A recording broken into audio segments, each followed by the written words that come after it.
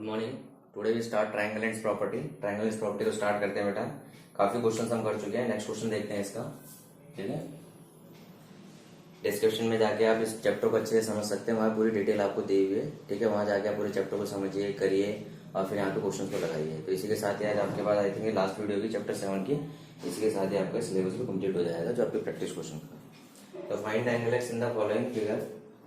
तो आपका एक फिगर बना हुआ है बेटा यहाँ पे ABC। ये आपके पास इस तरह से गिवन है, इक्वल है। ये आपका 50 है, आपसे पूछा गया दिस इज x। तो आपको x फाइंड आउट करना है। तो जानते हैं बेटा, ध्यान रखना, ये दोनों साइड अगर इक्वल है, दोनों साइड अगर इक्वल है तो आपके दोनों एंगल भी कैसे होंगे, आपके ये इक्वल आएंगे। दोनों एंगल भी कैसे आएंगे बेटा, आपके इक्वल आएंगे। तो आप यहाँ लिख दोगे एयर AB equal to AC। AB किसके इक्वल है, AC के। देयरफॉर AB के अपोजिट क्या है, एंगल C, और AC के अपोजिट क्या है, 50 डिग्री। यहाँ पे लिख दोगे opposite angle of equal side. Opposite angle of equal side क्या हो गया आपके पास है, अपोजिट एंगल हो गए किसके, इक्वल साइड के। इक्वल साइड कैसे हो गए बेटा आपके, ये दोनों इक्वल साइड है, इसके अपोजिट एंगल आपके आ गए। क्लियर है। तो नेक्स्ट देखते हैं हम लोग यहाँ पे। आप देखिए यहाँ पे ट्रायंगल बना हुआ हमारे पास। यहाँ पे इसके इक्वल है, ये आपका 120 डिग्री है, ये आपका एक्स है। ठीक है, तो देखिए आप ABC। AB किसके इक्वल है आपका, AC के। AB किसके इक्वल है आपका, AC के। देयरफॉर मैं इसको भी आपके पास यहाँ क्या मानूंगा, एंगल AB के अपोजिट क्या, एंगल C, और AC के अपोजिट क्या, एंगल B। दोनों कैसे है आपके, x हो गए। देखिए AB के अपोजिट क्या आ गया, एंगल C आ गया, AC के अपोजिट क्या आ गया, एंगल B आ गया। दोनों कैसे हो गए, x हो गए, because opposite angle of equal side. Opposite angle of equal side के अपोजिट एंगल आ गए। समझ आएगी बात। अब यहाँ समझते हैं कि हमें x निकालना है। तो ट्रायंगल के तीनों एंगल का सम कितना होता है बेटा आपके, ट्रायंगल के तीनों एंगल का सम हमारे पास होता है 180 डिग्री। तो देखिए एंगल ये कितना आपके पास 120, B कितना आपका x, C कितना x आपका 180। 2x equal to 180 minus 120। 2x कितना आ गया आपका 60। तो x की वैल्यू कितनी होगी 30 डिग्री। x की वैल्यू कितनी होगी बेटा आपकी 30। तो ये भी आपका क्या आ गया 30 डिग्री, और ये भी क्या हो गया आपका 30 डिग्री। तो इस तरीके से आप इजीली इसको निकाल सकते हैं। क्लियर है। ठीक है, नोट डाउन करिए इसको, इसके बाद अगला सम करते हैं।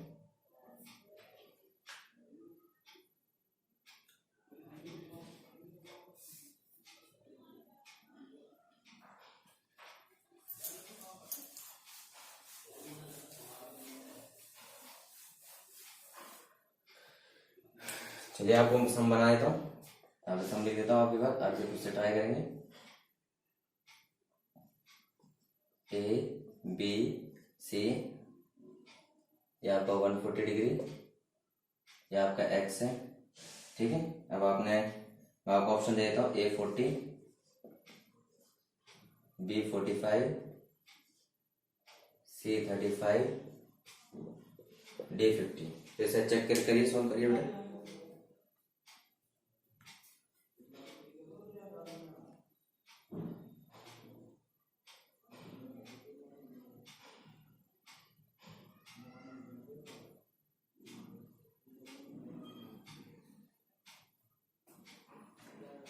ओके, इधर देखिए बेटा आपके पास अभी हमने बताया x है, तो ये भी आपका क्या होगा, x होगा।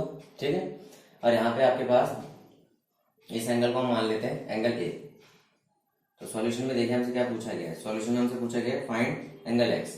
तो सिंपल देखिए आपके पास, अगर हम देखें दोनों के दोनों एंगल में, अगर ध्यान से देखिए बेटा, x प्लस 140 क्या बनेगा आपका 180 डिग्री। क्यों बनेगा, बिकॉज ये आपका कैसा है, लीनियर पेयर है। ठीक है, तो x की वैल्यू कितनी होगी 180 माइनस 140। तो x की वैल्यू कितनी होगी आपकी, x की वैल्यू कितनी होगी 40 डिग्री। अगर ये x 40 है तो ये भी x 40 होगा। ठीक है, ये आपके पास angle C equal to angle B equal to x क्यों हो जाएगा, opposite angle of equal side. Opposite angle of equal side. Clear है। अब देखिए अगर ये 40 आ गया, ठीक है, अब यहाँ पे हमने एक एक्सटीरियर एंगल प्रॉपर्टी पढ़ी थी, बाहर वाला एंगल 140 किसके इक्वल होगा, angle A plus angle B के। Angle A plus angle B के, this is exterior angle property. ये आपके पास क्या हो गया, exterior angle property. Angle A plus angle B equal to 140। Angle A कितना आपके पास, फाइंड आउट, एंगल A हमारे पास फाइंड आउट कर लेंगे। चलो सॉरी, हमें सिंपल एक्स निकालना था, एक्स हमारा 40 आ चुका है वैसे तो। अगर एंगल ए भी निकालने को बोल तो क्या करेंगे, एंगल ए प्लस एक्स, तो 140 इक्वल टू एंगल ए, और एंगल बी की वैल्यू कितनी है बेटा, एंगल बी की वैल्यू 40 है, तो 140 minus 40 equal to angle A, तो एंगल ए की वैल्यू कितनी होगी आपकी 100 डिग्री आ गई। एंगल ए की वैल्यू कितनी आ गई आपकी 100 डिग्री आ गई। एंगल ए कितना आ गया आपका 100। तो आपको इन दोनों में से कोई सा ही पूछा जाए आप इजीली उसको कर सकते हैं, ठीक है। आपसे कोई सा ही पूछा जाए आप इजीली उसको कर सकते हैं। अगर आपसे एक्स पूछे तो आप एक्स इस तरह निकाल लेंगे, और एक्स ए पूछे तो इस तरह निकाल लेंगे। नोट करिए इसको।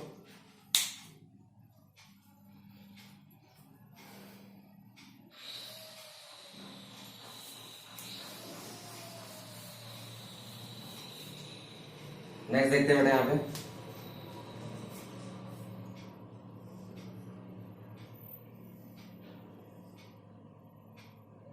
ये एक्स है आपका ए बी सी, ये आपको 45 डिग्री है,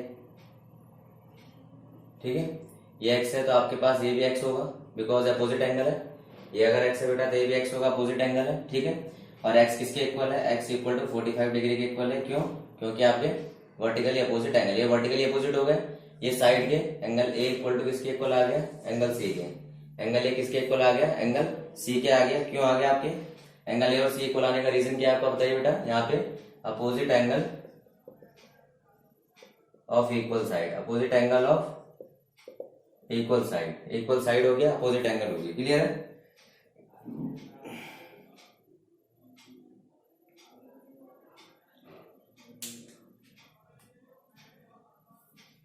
चलिए अगला देखते हैं, क्वेश्चन काफी इंटरेस्टिंग है अगला, ठीक है। आपसे पूछा गया है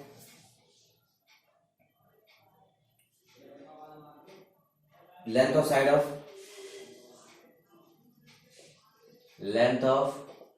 side of triangle is given.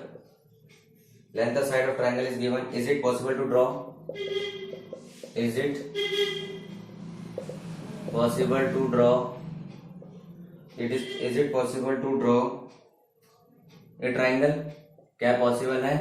Is it possible to draw a triangle? क्या ट्राइंगल ड्रॉ करना पॉसिबल है?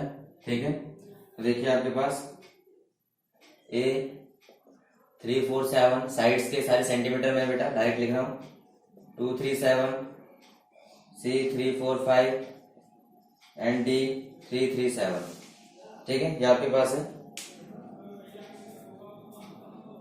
तो आपके पास में ध्यान रखना बेटा, पॉसिबल करने के लिए किसी भी ट्राइंगल के अंदर ए, अगर आपके ट्राइंगल की साइड ए है, बी है, सी है, sum of any two side is always greater than third side, always greater than third side. किसी भी दो साइड का सम हमेशा क्या होना चाहिए, ग्रेटर होना चाहिए। किससे, थर्ड साइड से। थर्ड साइड से हमेशा ग्रेटर होना चाहिए किसी भी दो साइड का sum of any two side is always greater than the third side. तो देखिए अब देखिए हम 3 4 क्या बना, 7 इक्वल टू 7, यहाँ 7 है, ये आपका नहीं हो सकता। 3 2 5 छोटा है 7 से, ये भी नहीं हो सकता बिकॉज बोला ग्रेटर होना चाहिए। 4 3 7 ग्रेटर है 5 से, ठीक है।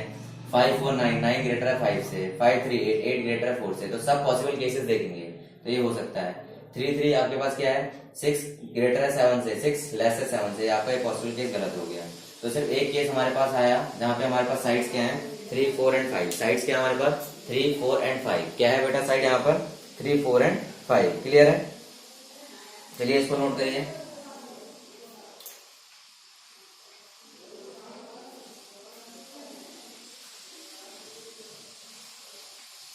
नेक्स्ट है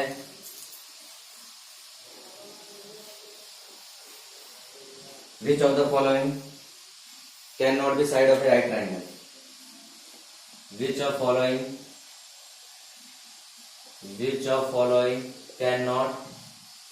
can't be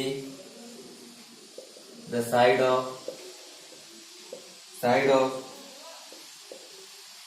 right triangle? Side of right triangle. Clear है। ये आपसे बोला गया है 2 2 4, बी बोला गया है, बी यहाँ पे लिख देते हैं 5 12 13, ऑल आर इन सेंटीमीटर, सारे सेंटीमीटर है बेटा। 6 8 10, डी 3 4 5, ठीक है। विच of the following can not be side of A right triangle, कौन सी साइड ट्रायंगल की साइड नहीं हो सकती। तो राइट एंगल ट्रायंगल को पहले समझते हैं। राइट एंगल ट्रायंगल होता क्या है, यहाँ पे एक हाइपोटेनस होता है बेटा, एक परपेंडिकुलर एक बेस। तो हाइपोटेनस के स्क्वायर का सम परपेंडिकुलर पर बेस के स्क्वायर के सम के इक्वल होना चाहिए। क्या भी बोला, हाइपोटेनस के स्क्वायर का सम परपेंडिकुलर स्क्वायर प्लस बेस के स्क्वायर के इक्वल आपके पास होना चाहिए। क्लियर है, ये होगा तो आपका सम सही होगा। तो इधर देखिए आपके पास which of the following can't be the side of right angle. तो देखिए 4 4 16 और आपका 2 2 4 प्लस 4, ये आपका नहीं हो सकता।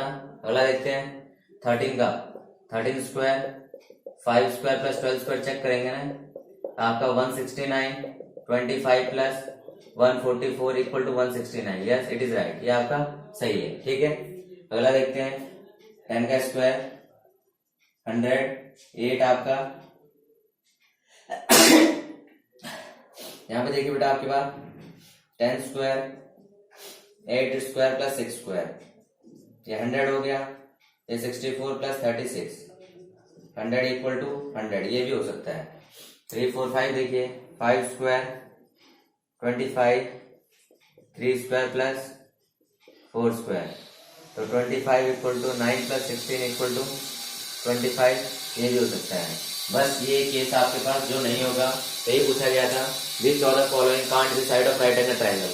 तो 2 2 4 is not a side of right angle triangle, किसी भी राइट एंगल ट्रायंगल की साइड 2 2 4 नहीं हो सकती है। क्लियर है, इसको नोट डाउन करिए।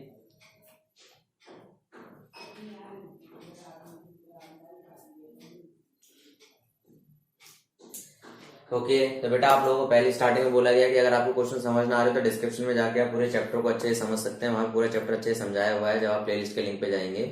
और अगर आपको पूरी वीडियो अच्छी लगी तो लाइक जरूर करिएगा, अपने दोस्तों के बीच में शेयर करिएगा। और इसी के साथ ही आपके पास जो सिलेबस है चैप्टर 7 ट्रायंगल एंड प्रॉपर्टी वाला जो चैप्टर है क्लास 7 का, ये आपको कंप्लीट हो चुका है। इसके सारे क्वेश्चन हम लोगों ने डिस्कस कर लिए हैं। इसके अलावा कोई भी क्वेश्चन आपको एग्जाम में नहीं मिलेगा। तो आपकी काफी अच्छी प्रिपरेशन हुई है, आप उसे एग्जाम में रिपीटिशन बार बार रिवाइज करिए, आपकी सारी चीजें क्लियर हो जाएंगी। Okay, thank you, have a nice day.